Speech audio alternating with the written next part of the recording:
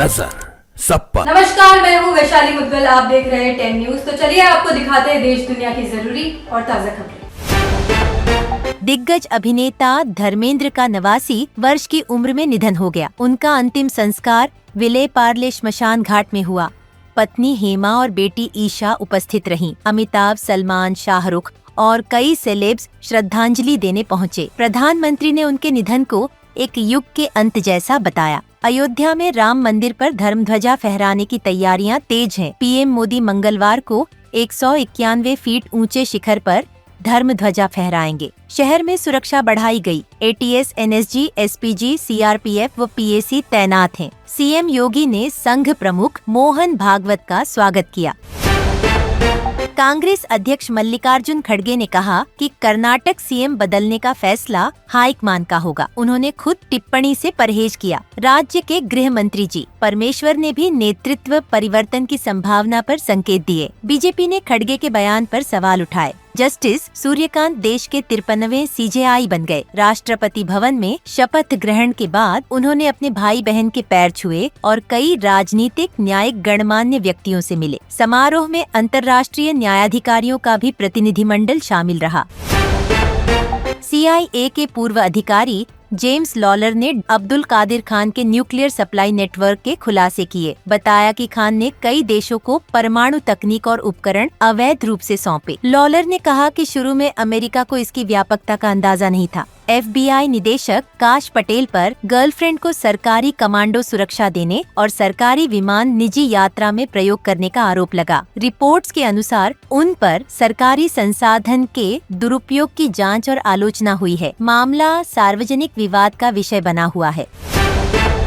पाकिस्तान ने रक्षा मंत्री राजनाथ सिंह के कथित बयान को भड़काऊ और खतरनाक करार दिया। पाकिस्तान ने ऐसे बयानों से बचने की अपील की, चेतावनी दी कि इससे क्षेत्रीय तनाव बढ़ सकता है। भारत पाकिस्तान संबंधों पर बयान ने कड़ा असर डाला। ब्रिटेन में रहने वाली भारतीय मूल महिला पेम वांगजोम ने कहा कि शंघाई एयरपोर्ट पर चीन ने उनके पासपोर्ट को इनवैलिड बताया क्योंकि जन्म स्थान पर अरुणाचल प्रदेश लिखा था। उन्होंने पीएम मोदी को शिकायती पत्र लिखा और यह व्यवहार भारत की संप्रभुता का अपमान बताया।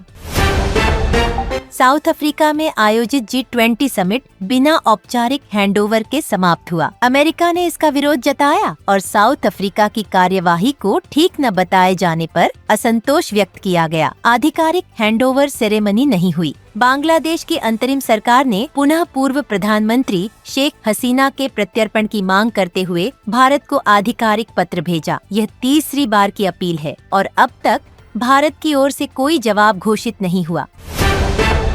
पेशावर में एफसी मुख्यालय पर आत्मघाती हमला हुआ। हमले में कुल 6 लोग मारे गए, 3 कमांडो और 3 हमलावर। अधिकारियों के अनुसार विस्फोट के बाद 2 और हमलावर परिसर में घुसे, जिन्हें कमांडो ऑपरेशन में मार गिराया गया। भारतीय नौसेना में स्वदेशी युद्धपोत INS माहे को कमीशन किया गया। यह माहे क्लास का पहला एंटी सबमरीन और उथले पानी में ऑपरेशन करने वाला युद्धपोत है, जिसका मुख्य काम तटीय गश्त व दुश्मन पनडुब्बियों की तलाश है। कमीशनिंग समारोह में सेना के वरिष्ठ अधिकारी शामिल रहे।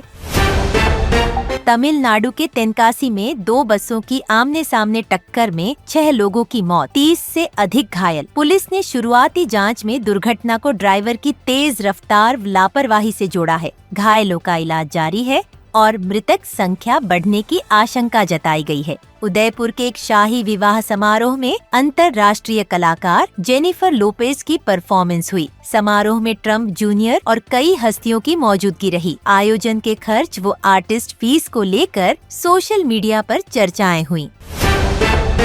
श्रीनगर में सीजन का सबसे ठंडा दिन दर्ज हुआ। न्यूनतम तापमान -3.2 डिग्री सेल्सियस रहा। शोपियां में -5.1 डिग्री सेल्सियस रिपोर्ट हुआ। बद्रीनाथ में तापमान -16 डिग्री सेल्सियस तक गिरा। गुवाहाटी टेस्ट में भारत की बल्लेबाजी फेल, टीम 201 पर ऑल आउट हुई और साउथ अफ्रीका 314 रन की बढ़त पर स्टंप्स तक पहुंचा। मार्को यानसन ने 6 विकेट लिए। मैच में भारत के लिए स्थिति चुनौतीपूर्ण बनी हुई है। अभिनेत्री श्रद्धा कपूर ने पैर में प्लास्टर दिखाकर हेल्थ अपडेट दिया। बताया कि मसल्स में चोट आई है और आराम की सलाह मिली है। वे उम्मीद जताती हैं कि कुछ आराम से वह जल्द ठीक हो जाएंगी और शूटिंग पर लौटेंगी। पंजाबी अभिनेत्री सोनम बाजवा पर सर हिंद की मस्जिद में फिल्म की शूटिंग कर बेअदबी का आरोप लगाया गया। शाही इमाम ने फिल्म की कास्ट ऑफ टीम के खिलाफ FIR दर्ज कराने की मांग की है और संबंधित अधिकारियों के खिलाफ भी कार्रवाई की अपील की गई। रणबीर कपूर और परिवार का एक क्लिप वायरल हुआ जिसमें वे पारिवारिक खाने पर दिखे। वायरल वीडियो पर यूजर्स ने प्रतिक्रिया दी। क्लिप में पारिवारिक व्यंजनों के साथ जंगली मटन आदि परोसे गए दिखाई दिए। सोशल मीडिया में इस पर बहस छिड़ी।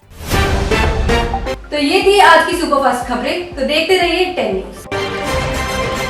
नजर सब पर।